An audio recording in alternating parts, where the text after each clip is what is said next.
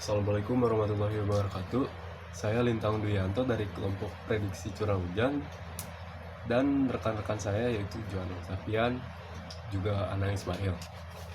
Di sini saya akan menjelaskan sedikit tentang prediksi curah hujan. Ya, dan di sini ada tampilan collab ya.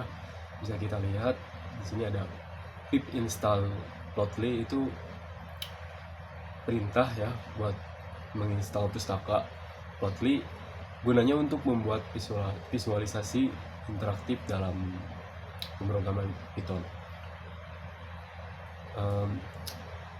Ada juga di sini Pandas. Pandas itu untuk membaca, memproses, dan menganalisis data dalam bentuk data frame. Matplotlib, pustaka visualisasi untuk membuat grafik seperti scatter plot, grafik batang, dan lain-lainnya. Di sini ada Sklearn Tree Decision Tree Classifier, digunakan untuk membangun model klasifikasi menggunakan algoritma pohon keputusan. Ada juga Sklearn Tree Plot Tree untuk memvisualisasikan struktur pohon keputusan. Sklearn Model Selection Trend Test Split memisahkan data menjadi data latih dan data uji. Sklearn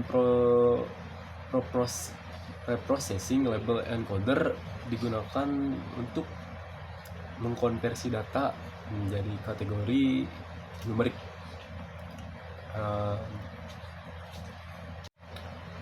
Kita lanjut ke load dataset. Load dataset ini bisa dilihat ada ch.csv.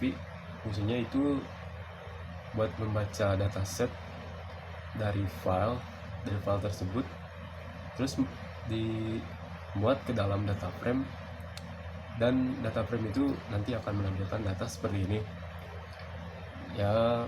Bisa dilihat ini adalah data curah hujan dari 30 hari di daerah Jakarta. Nah, ada data info juga.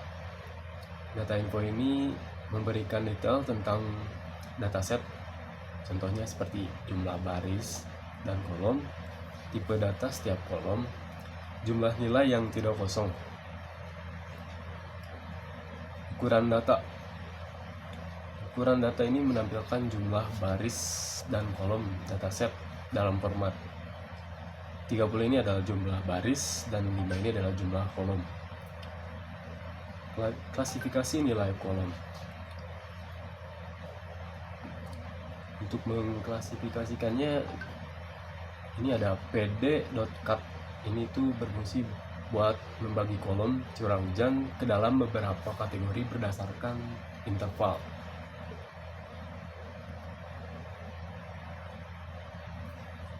Dan kita juga bisa mengubah kategori menjadi angka dengan memasukkan label encoder. Nah, ini label encoder ini digunakan untuk mengonversi kategori rendah, kategori sedang, kategori tinggi menjadi angka. Rendah itu bisanya nilainya contohnya 0, sedang itu 1, dan tinggi itu 2. Nah, di sini ada variabel ya, variabel x dan y. X itu terdiri dari temperatur dan juga kelembapan, y itu ada curah hujan. Membagi data latih dan uji. Nah, di sini ada data uji dan latih ya. Ini tuh fungsinya memisahkan dataset menjadi data latih dan data uji dengan rasio misalnya 70% data latih X-train, Y-train, 30% data uji X-test dan Y-test. Random state 42 itu buat memastikan hasil pembagian data agar konsisten setiap kali kode program ini dijalankan. Nah, sini kita lihat ada decision tree ya. Decision tree class build. Decision tree classifier adalah algoritma pembiaran untuk membuat pohon keputusan. Kriterian gini itu untuk menggunakan indeks gini sebagai ukuran pemisahan. Max depth membatasi kedalaman maksimum pohon keputusan menjadi 3. Model .fit itu untuk melatih model menggunakan data latih tadi ya, X-train dan Y-train. Saya juga bisa lihat dari pohon keputusan ini ada curah hujan rendah, sedang, dan juga tinggi ya. Lalu kita lanjut ke scatter plot. Nah, scatter plot itu mengabarkan hubungan antara temperatur dan juga kelembapan. Warna dari titik gambar tersebut menunjukkan kategori curah hujan yang rendah, sedang, ataupun tinggi. Ya, bisa dilihat ya. Oke, di sini ada grafik batang. Grafik batang itu bisa dilihat kalau biru itu rendah, oranye itu sedang ya, kalau hijau itu tinggi. Kita masuk ke simulasi. Ya, di simulasi ini saya mau jelasin dikit kalau fungsi input itu digunakan untuk meminta pengguna memasukkan nilai temperatur dan kelembapan. Nah, nilai input tadi itu diubah menjadi plot agar dapat digunakan dalam perhitungan. Ada model predik menggunakan model pohon keputusan decision tree yang sudah dilatih sebelumnya untuk memprediksi kategori curah hujan berdasarkan input pengguna.